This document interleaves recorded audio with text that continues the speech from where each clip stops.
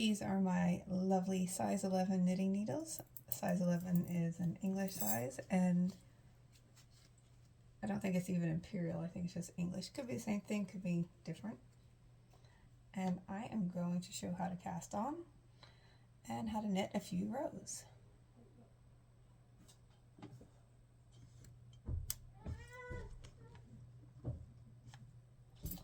These were the first knitting needles I ever owned.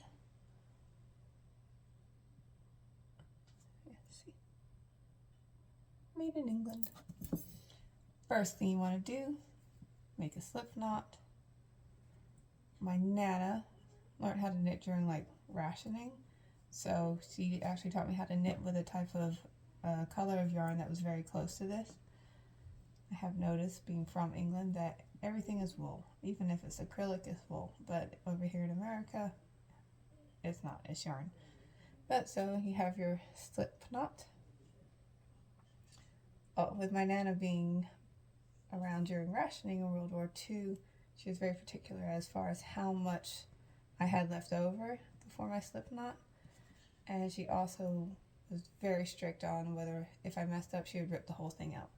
First thing I ever knit was a Barbie scarf. I knit it like 3 times because it was not perfect and she kept ripping it out. So what you'll want to do, if you knit right hand dominant, you'll go from left to right, underneath, you'll go under, over. You want to pull it back so that it catches, and as it catches, you pull it out. You're like, hello. You twist it, slip it on the left hand needle, and then slowly pull out your right hand needle.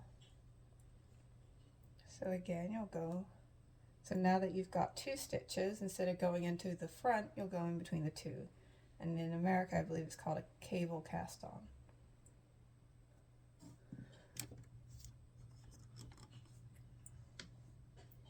So I go in between the 2 stitches,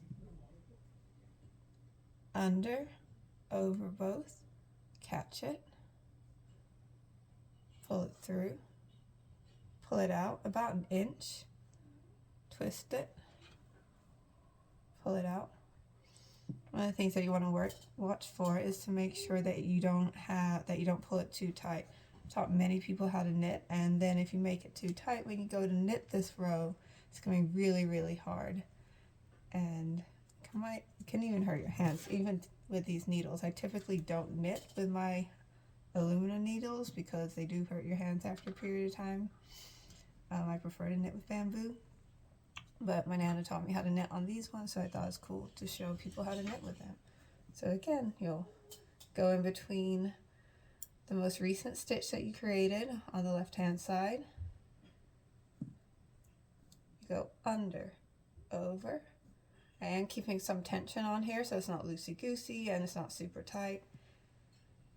If you knit too, I fold out. If you knit too tightly with aluminum needles and acrylic yarn, you'll get like this really like horrible sweaty squelchy sound. It's not nice. So we'll twist it, flip it on, under, over, pull it back, on. When you get comfortable, you don't have to pull your needle out all the way. You can just let it hang out and then go back in. So you go under, over, light tension, bring the right hand out, pop it to the front. I think that was a bit fast. Twist, turn it on. Under, over. You're catching it as it comes out. Boop, on. A lot of people teach how to do the garter stitch first. That's a simple knit stitch before teaching people how to cast on. That's how I've done it in the past. But my Nana was adamant. She's like, I won't always be there to help you cast on, so you need to know how to do it. So under, over, boop, twist, place it on your left hand needle. Under, over,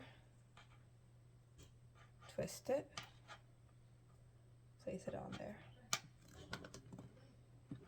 Under, over, tension, pull it back,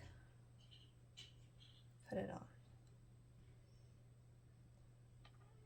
under, over, pull it back, on, under, over, pull it back, and on, under, over, pull it back, and on, under, over, back.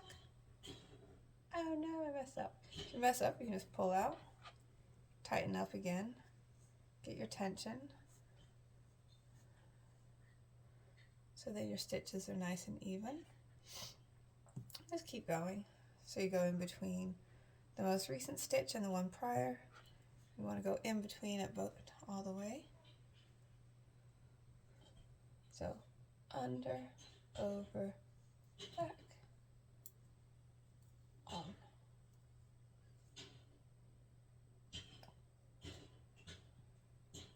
And that is how you cast on. Okay, to show a different perspective, since not everybody is familiar with having a grandmother who lived during World War II. I don't know why I say grandmother, because I had a nana. I actually had 2 nanas. I will show how to do it with 5mm, or sorry, these are 8mm, so they're much thicker. I'm still going to use a lightweight wool. I believe this is a DK weight, which means double knit. So again, that was a bit quick. We'll do our slip knot. Got a slip knot by the size of my finger. You don't make it too tight because you want to make it so that you can get both needles in. So my right hand needle goes underneath. Tighten it up a bit. Same thing. Under, over, pull it back. I twist it and I place it on the left hand needle. I pull out. Then I go in between my 2 stitches. My slip knot and my first stitch. I go in between them completely. Left, right, back. Pull this new stitch out that's growing and boop, put it on. Pull back. So again, in between my most recent stitch and the one prior, I go completely in between the stitch.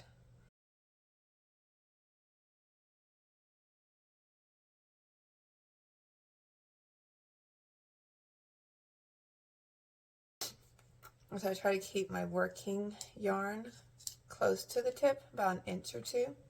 I go in between the entire first stitch and the most recent stitch after that. So I'm in between both of the legs right now.